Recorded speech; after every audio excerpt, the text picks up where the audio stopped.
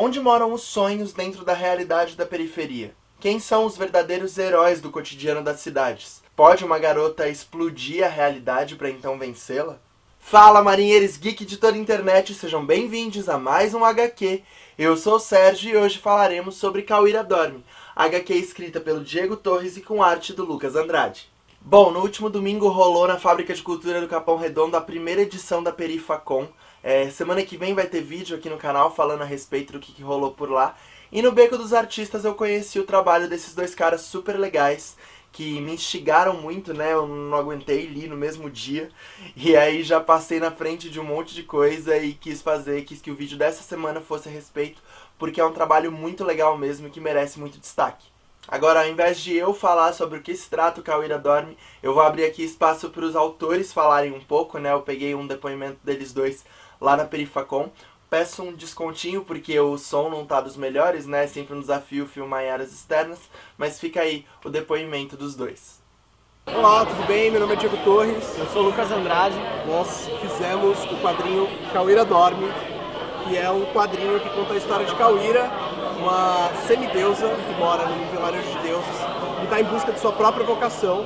Nessa busca por sua própria vocação, ela acaba acordando na periferia de São Paulo. Ela vai para a periferia de São Paulo, viver a vida de uma garota de 16 anos na periferia de São Paulo, na busca de sua própria vocação. Essa história ela conta um pouco das nossas vidas, como que ocorreu o conflito entre a gente morar na periferia e ainda assim sonhar e ter sonhos de uma vida melhor, ou então tentar correr atrás das nossas próprias vocações.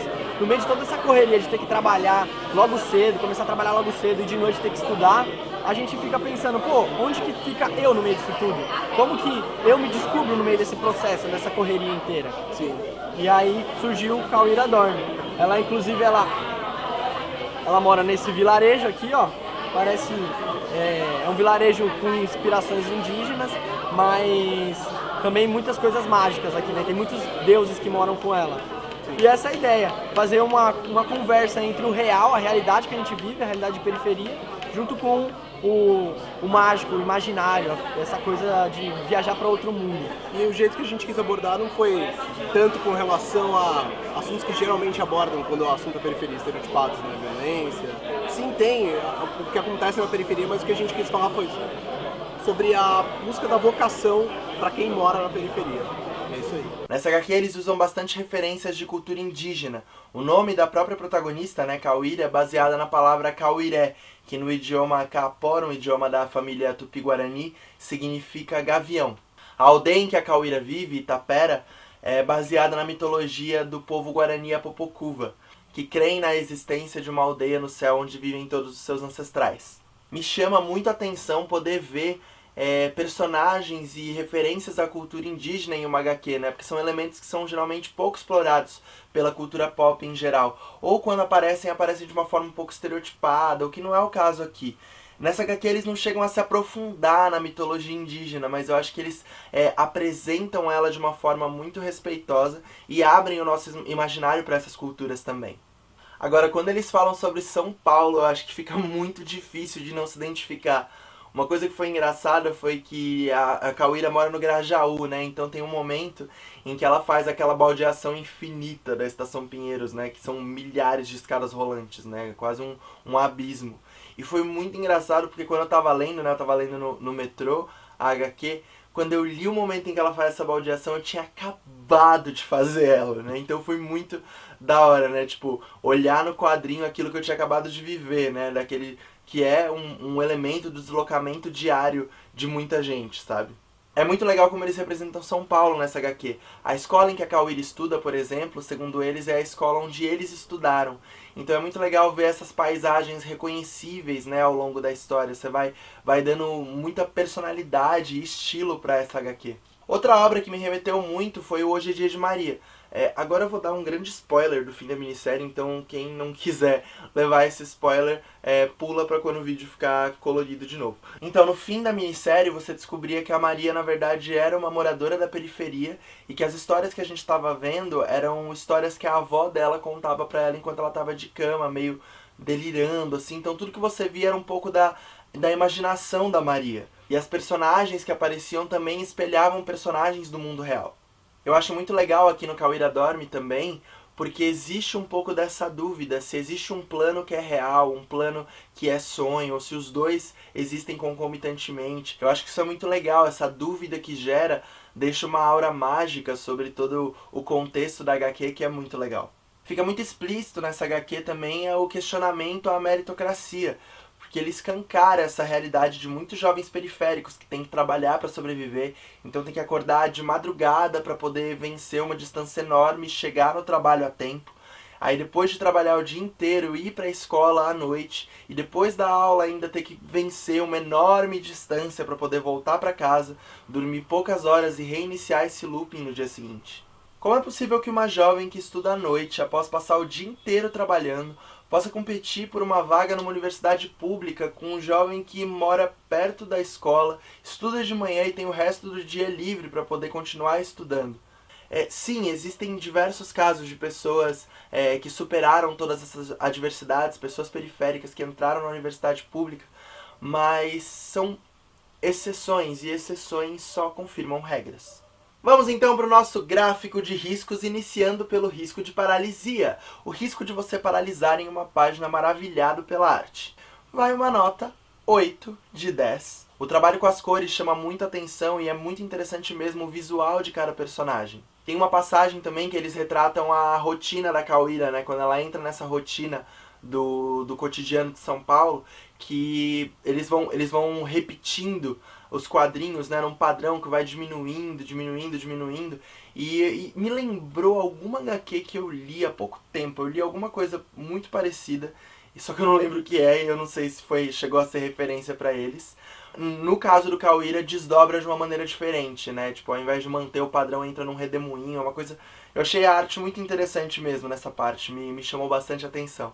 Eu gostei muito também dos momentos em que a Cauíra passa do plano de Itapera para o plano do nosso mundo, né, que rola toda uma brisa com água, né, sobe bastante água, ela fica submersa e conforme a água vai consumindo ela vai se desfazendo e se decompondo em formas geométricas. Foi uma brisa visual que eu achei muito legal mesmo. Próximo risco é o risco de contrato eterno, o risco de você ter que ler uma infinidade de HQs para completar essa história. Vai uma nota 2 de 10. É uma HQ relativamente curta, ela é rápida de ler, a narrativa é bem fluida e pode ser que haja alguma continuação, há algum espaço para isso, mas como eles acabaram de lançar, eu imagino que não esteja ainda nos planos uma sequência para essa HQ, então o risco de contrato eterno ele é bem baixinho mesmo. Partimos para o risco de fandom, o risco de surgirem milhares de fanfics, fanarts, adaptações desse universo, vai uma nota 7 de 10. O universo que eles criam é bem fértil para que sejam criados novos seres de luz, semideusas e semideuses. Então realmente é um prato cheio para os fãs pirarem em muitas fanfics, redesenharem essas personagens.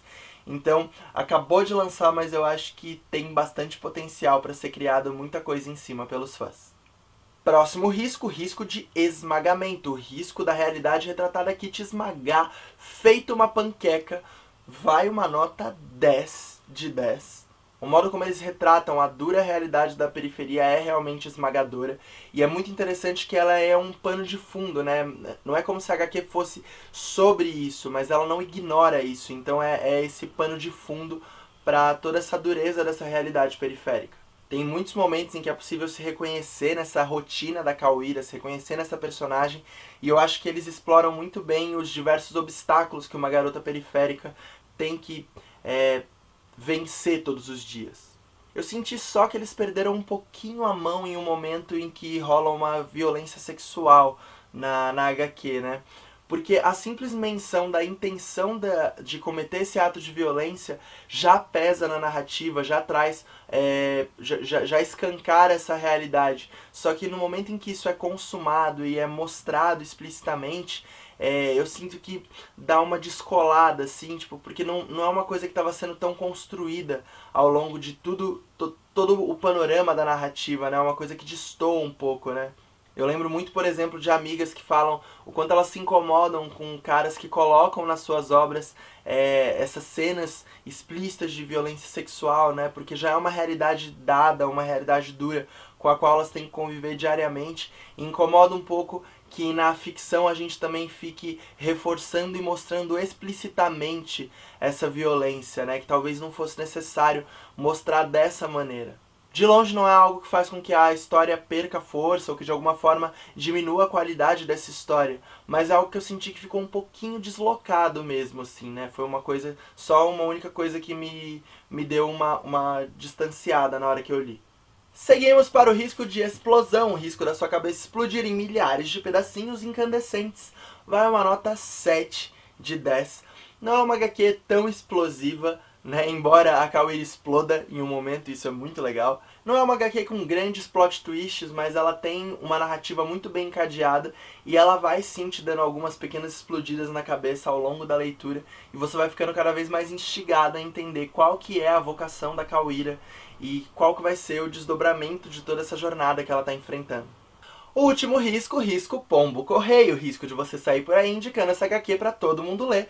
Não tem como não ser uma nota 10 de 10. É uma HQ com uma arte muito boa, a narrativa é fluida, a leitura é fácil, então é muito gostoso de ler essa história. E além disso, é uma história feita por pessoas da periferia falando sobre a periferia. Isso em si já é muito legal. É muito legal poder acompanhar essa protagonista garota vencendo todas as adversidades e desafios da busca pela sua própria identidade. Eu amei a dedicatória dessa HQ que eles abrem, dedicando ela a todas as heroínas e heróis que salvam o mundo todo dia, dentro do aperto dos busão. E eu acho que todo mundo que se identifica de alguma forma com essa frase deve ler Kawira Dorme, porque é realmente uma experiência única e muito recomendável. Eu vou deixar aqui o contato deles dois. O lançamento dessa HQ foi na Perifacon, mas vocês podem entrar em contato com eles para poder adquirir o Kawira Dorme, para poder combinar frete, etc. Vale muito a pena ler e é sempre muito legal poder fortalecer o trabalho de artistas independentes. Se você gostou desse vídeo, não esquece de clicar em curtir aqui embaixo, compartilhe com seus migs e se inscreve aqui no canal da Maré Geek para ficar sempre por dentro de todo o conteúdo que a gente lança. Então é isso, pessoal. Muito obrigado e até semana que vem.